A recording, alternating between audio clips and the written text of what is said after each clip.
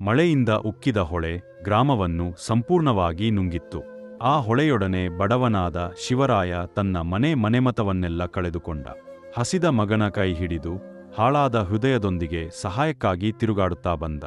ಅಂತಿಮವಾಗಿ ಆತನು ಗ್ರಾಮದ ದೇವಾಲಯದ ಧರ್ಮಾಧಿಕಾರಿ ವೀರಣ್ಣ ಹುಗರರ ಬಳಿಗೆ ಬಂದುಕೊಂಡ. ಏನಪ್ಪಾ ಕಷ್ಟ, ನಿನ್ನ ಮುಖದಲ್ಲಿ ನೋವು ತೋರುತ್ತಿದೆ. ಶಿವರಾಯ ಕಣ್ಣೀರಿನಿಂದ ತನ್ನ ದುಃಖವನ್ನು ಹೇಳಿಕೊಂಡ. ಅವನ ಮಾತು ಕೇಳಿ ವೀರಣ್ಣರು ಮನಸ್ಸಿಗೆ ಹಚ್ಚಿಕೊಂಡು ದಯೆಯಿಂದ ಹೇಳಿದರು, ನಿನ್ನಿಗೆ ಆಶ್ರಯ ಬೇಕು ಅಂದ್ರೆ ದೇವಾಲಯದ ಬದಿಯಲ್ಲಿ ಮನೆಯಿದೆ. ಇಲ್ಲಿ ಒಂದು ಆನೆ ಇದೆ, ಅದಕ್ಕೆ ನೋಡಿಕೊಳ್ಳುವವನು ಬೇಕು. ನೀನು ಆನೆಯ ಮಹಾವುತ ಆಗಿ ಕೆಲಸ ಮಾಡು. ಮಗನನ್ನು ನಾನು ನನ್ನ ಟ್ರಸ್ಟ್ ಶಾಲೆಯಲ್ಲಿ ಸೇರಿಸ್ತೀನಿ. ಆ ದಿನದಿಂದಲೇ ಶಿವರಾಯನಿಗೆ ಹೊಸ ಜೀವನ ದೊರಕಿತು.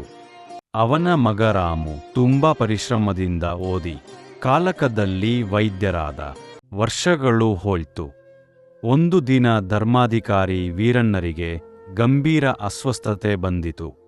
ಅವರು ಅನೇಕ ವೈದ್ಯರನ್ನು ಕರೆಸಿದರು, ಆದರೆ ಯಾರೂ ರೋಗವನ್ನು ಗುಣಪಡಿಸಲಿಲ್ಲ. ಗ್ರಾಮದಲ್ಲಿ ಎಲ್ಲೆಡೆ ನಿರಾಶೆಯ ವಾತಾವರಣ. ಆ ವೇಳೆಗೆ ವೈದ್ಯನಾಗಿ ಬೆಳೆದ ರಾಮು ಹಿಂತಿರುಗಿ ಬಂದ.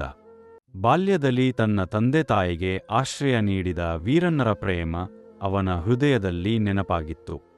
ಅವನು ಶ್ರದ್ಧೆಯಿಂದ ಚಿಕಿತ್ಸೆ ನೀಡಿ ಕೊನೆಗೆ ವೀರಣ್ಣರನ್ನು ಗುಣಪಡಿಸಿದ. ವೀರಣ್ಣರು ಕಣ್ಣೀರು ತೊಳೆದಂತೆ ರಾಮುವಿನ ಕೈ ಹಿಡಿದು ಹೇಳಿದರು, ನಾನು ದೇವಾಲಯದ ಟ್ರಸ್ಟ್ನಡಿಯಲ್ಲಿ ಒಂದು ಆಸ್ಪತ್ರೆ ನಡೆಸುತ್ತಿದ್ದೇನೆ. ನೀನು ಇಲ್ಲಿ ಉಳಿದುಕೊಂಡು ಜನಸೇವೆಗೆ ಮುಂದಾಗು. ಜನರ ಆರೋಗ್ಯ ಸೇವೆ ಮಾಡುವುದೇ ನನಗೆ ನಿಜವಾದ ಕೃತಜ್ಞತೆ. ರಾಮು ಸಮ್ಮತಿಸಿ ತನ್ನ ಬದುಕನ್ನೆಲ್ಲ ಗ್ರಾಮದಲ್ಲೇ ಸಮರ್ಪಿಸಿದ. ಒಂದು ಕಾಲದಲ್ಲಿ ಸಹಾಯ ಕೇಳಿ ಬಂದ ಬಡವ ಇಂದು ಜನಸೇವೆ ಮಾಡುವ ವೈದ್ಯನಾಗಿ ಎಲ್ಲರ ಹೃದಯ ಗೆದ್ದನು.